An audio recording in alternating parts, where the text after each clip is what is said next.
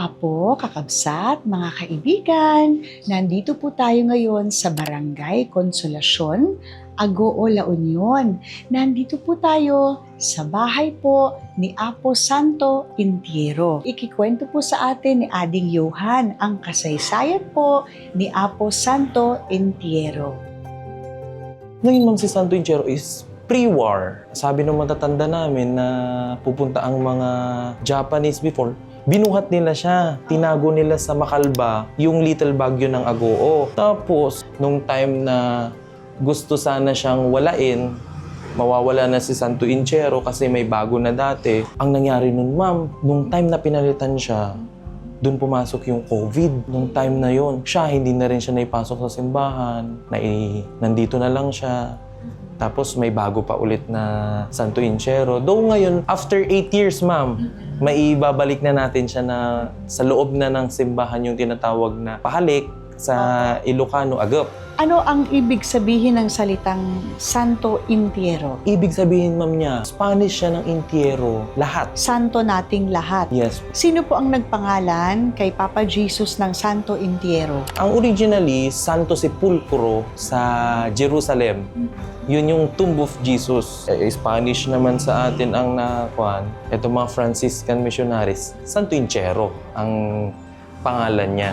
So once a year, lumalabas po si Apo Yes po. Santo Intiero Yes po. dito po sa inyong bahay. Opo. At nagpaparada siya kasabay sa prosesyon Yes sa po. Holy Week Yes pag Good po. Friday. Yes. Ading, ikwento mo sa amin ano yung mga ibang mga milagro na mga nagawa ni Apo Santo Intiero. Meron isang devotee niya na namamanata na ngayon. Nung Opo. bata siya, angel siya sa simbahan. Ngayon, nagkaroon siya ng virus na pumunta sa utak niya, which is sinabi nung doktor, iuwi nyo na, alagaan nyo na lang. Ipinanata nung nanay niya kay Santo Intiero na tulungan siya. After 2 days, gumaling siya, sumama siya. Yung tao na ngayon na yun, nag-birthday kahapon, 26 years old na siya. At nangyari yun nung nagsimula silang namanata kay Apo Santo Intiero, ilang taon yung bata noon?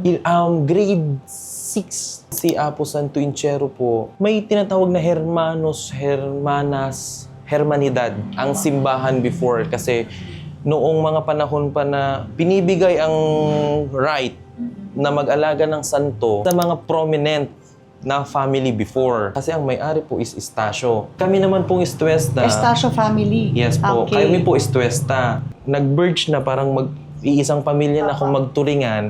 Every Semana Santa, ang family namin, ang toka nila, ma'am, maglinis ng bahay, magluto, something yung mga hard. So parang na-turn over po sa inyo? Yes po. Ngayon po, collaboration na po siya ng dalawang family. Kaya po yun, nung time na yun, yung mga prominent na family, sila yung naatasan na mag-alaga. Ito pong si Santo Intiero, nagpagawa. Alam mo ba kung bakit ito ang napili nilang imahe? Hindi may establish ang isang lugar nang walang sepulkro. Ano Hindi po yung may sepulcro? Sepulcro is Santo Intiero, patay na Jesus. Patay na bangkay ni Jesus, bangkay ni Yes Jesus. po. At ngayon po, ang tawag po ninyo kay Papa Jesus ay Santo Intiero. Santo Intiero or Apo Bangkay. Isa siya talagang maitatag yung isang town, kailangan niya ng magkaroon ng Santo Intiero. Kapag mahal na araw, kailangan. Ang unang-una na kailangan na meron is Santo Intiero. Inaanyayahan ulit namin kayo na magpunta dito sa bahay ni Santo Intiero at sabay-sabay natin ulit gunitain ang passion and sacrifice ni Jesus Christ. Apo, kakabsat, mga kaibigan, sama-sama po tayong magdasal, magnilay-nilay. Ngayon pong Holy Week, alalahanin po natin at gunitain po natin ang mga sakripisyo po ni Papa Jesus po para po sa atin. Ramdamin po natin lahat ang pagmamahal ng ating mahal na Panginoon para po sa ating lahat.